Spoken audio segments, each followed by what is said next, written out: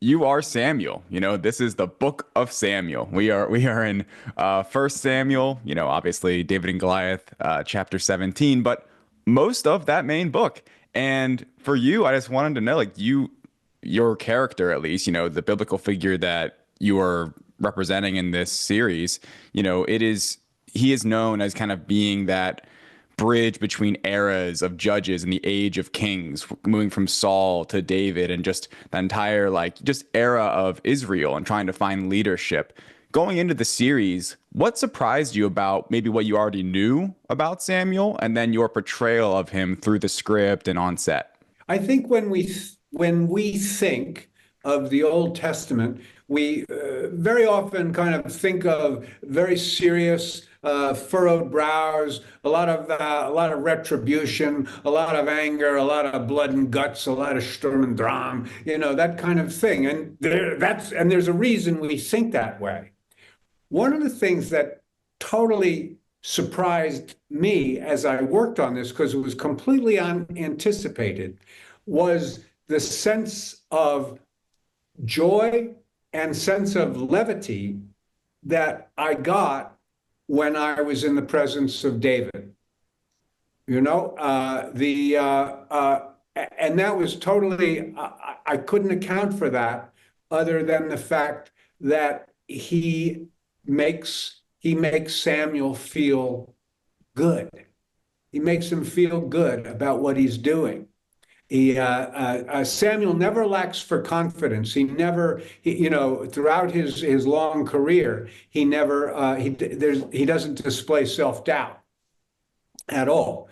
But I think that, for example, his relationship with Saul, which is a very loving relationship, but I think that it's always had a problematic nature to it. That Saul is someone who he's always kind of kept an eye on, in a way that Saul has always been. Saul needs to be kind of steered correctly, in a way, and so, but David brings out a whole other aspect of Samuel that, as I say, I wasn't looking for when I played the part, but it became a very, very important aspect to the character in terms of rounding this character into a full human being. Yeah, it's funny you mentioned that because I kind of wanted to go there while watching it. I got to check out the series and, I thought it was great. I thought you were awesome. But one thing that stood out to me was that your portrayal of Samuel, in the Bible, in the script, you just in the text you read and it's like, Samuel's like talking, like the voice of God is speaking to him and he's communicating, what God's saying. But I feel like when reading it, you don't get a lot of Samuel's like personality like you were talking about. And you give him like charismatic moments, some comedy, I feel like. Like, I mean, I was kind of like chuckling at times and I was kind of wondering like, was that, I don't want to say all you, but was that on the script? Was that you? Was that from, John Irwin, the director?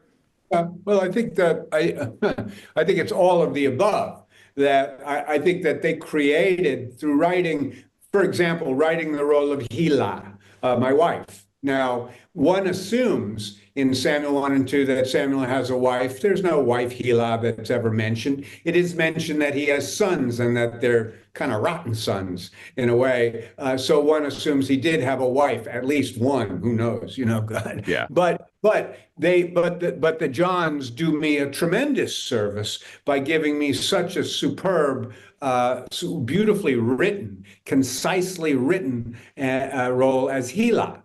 Because it allows Samuel to be a man, to be a husband. And then the scene, and they gave me great latitude, the scene of where she dresses my hair, she's doing my hair, because it was it is a historical fact. It is a truism that Samuel was a Nazarite, okay, which means that he never cut his hair or his Yeah. beard.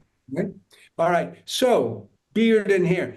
But does that mean that he was walking around like, with a tangled mess and everything?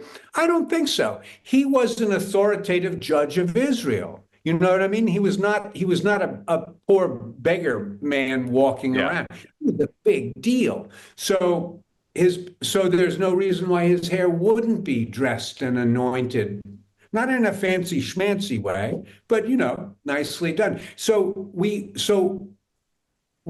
suggested that perhaps Gila is, after a night of sacrifice, a very, very tough night in discussions with God, that she's combing his hair, and the scene that gets played is played while she's sort of doing his hair. And I watched it, and it just filled me with delight, because Right. it's a wonderful example of taking what we believe to be a historical fact, the hair, I mean, like that, and then doing something imaginative and speculative with it that contributes to the character, that makes him a real, that makes him that much more of a human character. Yeah. So that would be kind of an example of Awesome. Thank you. And then one last little question, a little off topic.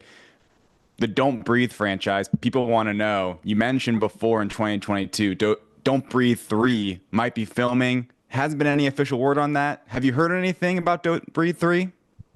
No, it's right now. It's lying there right now. We'll have to see where it goes. As Charles Dickens wrote, Barkus is willing. I'd love to do it. I'd like to finish the old buzzard off, but we'll have to see where it goes. We need the thing is having a script that really works, making a script that ties it all up. And if we get that, then I have no doubt we'll do it, because both films were very successful.